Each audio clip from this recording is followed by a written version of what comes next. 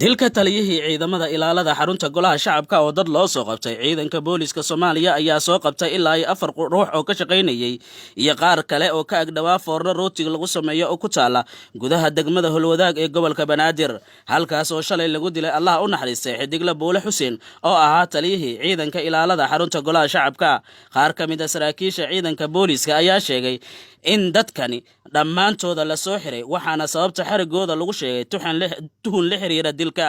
xidigla Buule Xuseen ayaa ahaa taliyaha ciidanka ilaalada xarunta golaha shacabka ee baarlamaanka Soomaaliya sidoo kale waxa uu ahaa qof ka ganacsada rootiga lagu iibiyo maqaayad halkaasi ku taala iyo mid ay cunaan ciidanka aagaasi ku sugan oo isugu jira boolis iyo military xubno ka mid ah hay'adaha ammaanka ayaa sheegay in duhurnimadii shalay ciidanku tageen foornadan kadibna ay ka soo kaxeysteen ilaa 4 ruux oo isugu jiray dad shaqaale ka ah halkaasi iyo kuwa ka agdhawaa marka uu dilka dhacayay marxuum Buule Xuseen waxaa toogasho ku dilay dhalinyaro bistoolada wata oo sidoo kale la sheegay in ay wateen mooto waxaana la sheegay in dilka kadib ay goobta isaga baxsadeen